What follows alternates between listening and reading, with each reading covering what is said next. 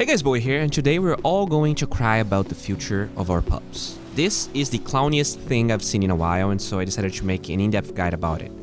What you're about to see breaks almost every rule I know about Dota 2, so hold tight, hug your keyboard, because things are going to get really weird.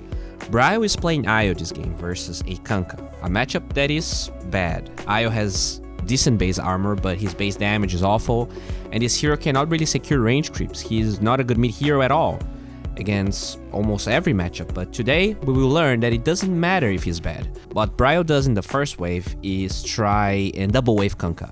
This lane will only get worse, and so if he can use those creeps to get an early level 2, maybe level 3, he can jungle his way into this game.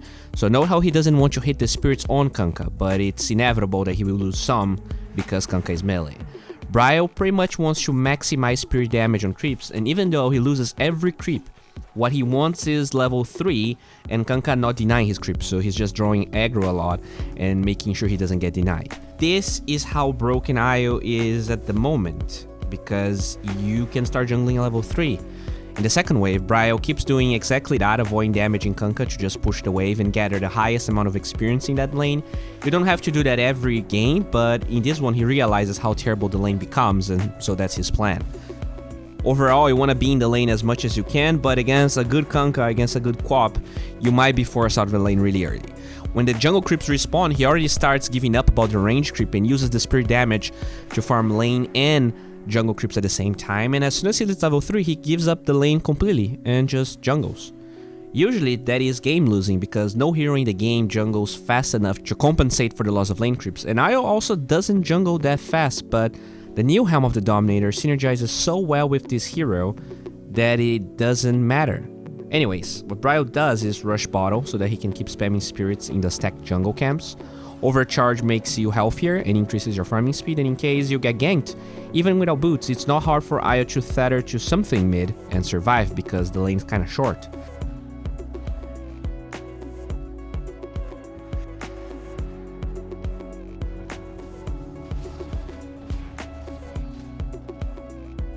This Kanka lane, and a lot of other lanes actually, are brutal for Io, but as we already talked about, most heroes lack the lockdown to kill Io by themselves. Kanka needs his 6, and so Brio can keep being efficient with the camps he farms,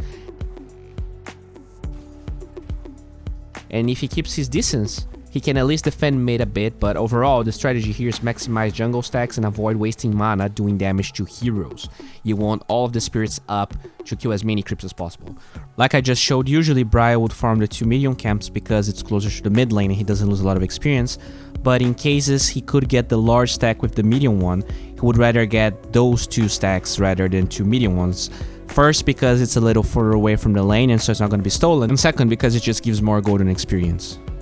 Notice that he starts to attack them at 50 because it allows him to start doing damage earlier and still get the stack since their leash range is low. This is just an efficiency thing. If you use your spirits at 54, then you either choose to not use their damage as you go back to the lane, or you use all of the damage in those creeps, but then you lost experience middle because some creeps died to the tower. In this case though, the game is so grim that he doesn't even want to go mid because the tower is really low and Kanka is really strong at the moment, so he just keeps jungling, and that's how crazy Io is, because he is able to do that and still come back really fast into this game. And you know, this is terrible Dota 2. The game doesn't function this way. Kanka is 2 levels ahead of Io, and in any normal circumstances, even when you're playing something like an Alchemist, missing waves and waves of lane creeps would be punished quickly and hard, but the new Helm of the Dominator power spike is here to crush any semblance of right and wrong. Brio ults just to finish his Helm of the Dominator, but Dyer knows where he is. This is a level 7 Io without boots, with just 1 item, and yet it doesn't matter.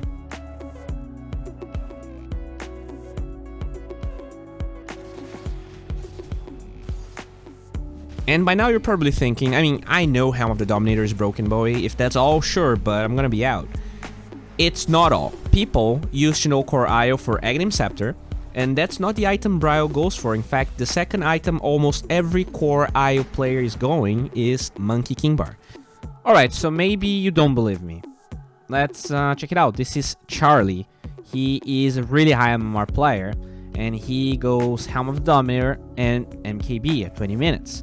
Then we have a Dahak game. He is, in my opinion, one of the most underrated and best carry players right now. And there you have it, Helm of the Dominator MKB. He goes Soul Ring because he's not playing Metal. So instead of Bottle, he gets the Soul Ring. Then we have an IOTW game. He is the player that subbed for OG throughout most of last year. He is like a rank 10 player. And there you have it. He gets Helm of the Dominator and Monkey King Bar at 14 minutes. Finally, we have Crystallize, the carry player from Na'Vi. And we have literally the same build. And we are also talking about Bryo, that went for the same build in both games he played. If you watched my Medusa video, you might know about it, yet a lot of people in those comments were still kind of skeptical about the item. But the thing about MKB is that it's just the best DPS item in the game that also has the best build-up. You can get a Javelin plus Blitz Knuckle in a hero that already has 140 attack speed on his skill, as well as a damage talent at level 10, making your farming speed ridiculous. I mean, almost no one plays Core IO, so you probably associate Aghanim Scepter with Core IO because, you know, that's how OG won TI. The reason why going Ags after Helm of the Dominator is not good anymore is because they changed the Spirit talent to level 20. So it really increases how much your spirits are doing damage. And if you just get Aghanim Scepter, you're not gonna be as impactful as Ana was. So MKB, because of the buffs and because of the synergy with your Overcharge, is just the item that everyone's going for. This is not the only thing to take away from this video though. Bryo is a really smart boy. He obviously got this Harpy Lady because he got ganked, and that was the first creep at his disposal at the time, but he also never got rid of it. He met Ghost Ladies, Centaurs, Tomatoes, but he kept the RP. And you wanna know why? Whenever you see players using Helm of the Dominator now, especially if they want to farm fast, they're usually gonna get the Ghost Lady because her damage is high and her BAT is low. But the Ghost Lady has a problem. She only has 800 day vision and night vision. In fact, almost every neutral has 800 night vision and less than 1800 day vision. But that's not the case for the Harpy. Against heroes like Kunkka, Earth Spirit, and Bloodseeker that have gigantic cast ranges or mobility, the Harpy allows Io to farm and fight with better clarity and safety. And she has decent damage in BAT anyways, you're already giving it 140 attack speed anyways. Her vision is so good actually that because of it he can dive super deep, knowing no dire heroes were around, and he kills Mars and doesn't care about Kunkka at all. This hero has 450 move speed with no boots, and so even though Bryo was jungling large camps while his tier 1 fell minutes ago, he is now posturing mega aggressively, farming enemy ancients with no care.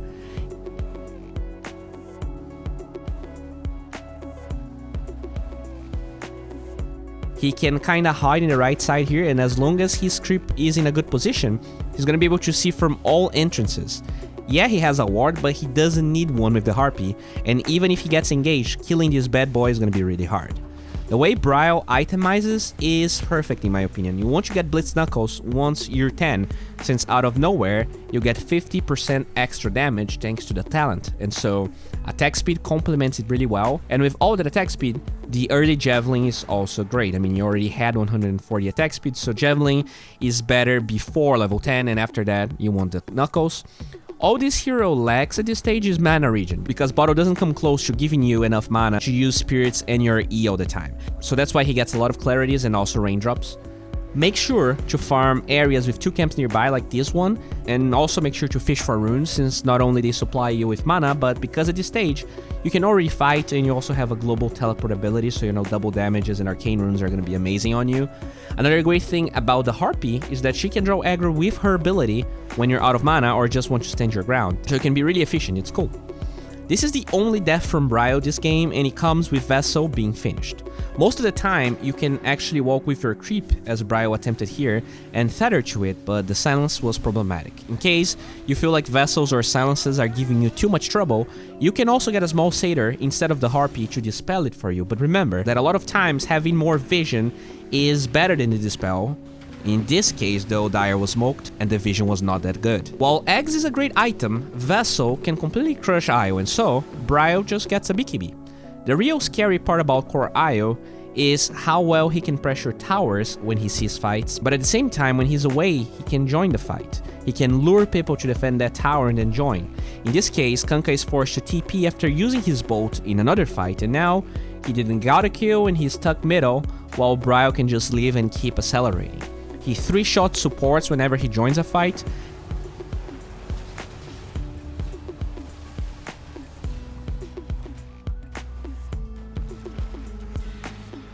And he is always ready to jungle and accelerate, because even if he's low HP, he can tank the Ancients with his creep that is always full HP thanks to overcharge, and whenever Io uses that, he also heals himself really fast, and that is always a sign of kind of like a broken hero or really strong hero. You're just ready to do anything at all times. You don't care if you lose the lane, because you can get a fast Helm of the Dominator, and then your hero not only fights well, but accelerates like an anti-mage, but it's only 7 minutes into the game. The item costs 2,000 gold, and then you can just make use of the best DPS item in the game like no one, and you don't really need anything else because you're a beast. If that was not enough, your hero also enables other right-click cores, which is pretty much 90% of all safe lane heroes right now. And even though Kunkka was able to get out from some fights because Bryle has no Centaur to stun him, they can still punish that with a fast Roshan, which your hero is also great at. This is one of the final fights from that game. Bryle takes a tier 2 by himself and can at the same time join the mid fight, and this is the beautiful, or I don't know if it's actually a beautiful thing about Helm of the Dominator on Io. Well, I'm not the biggest fan of having it on a hero like Spectre, because when she haunts early, there is no creep to help her. Io can tether to anyone and still be useful. And because tether has gigantic range, once Io is back to the original location, he can try and use that creep to get back into the fight a little faster. And I mean, finally, I think what really makes this hero strong in like mid to late game is that his relocate cooldown gets so low that you can use it to join a fight.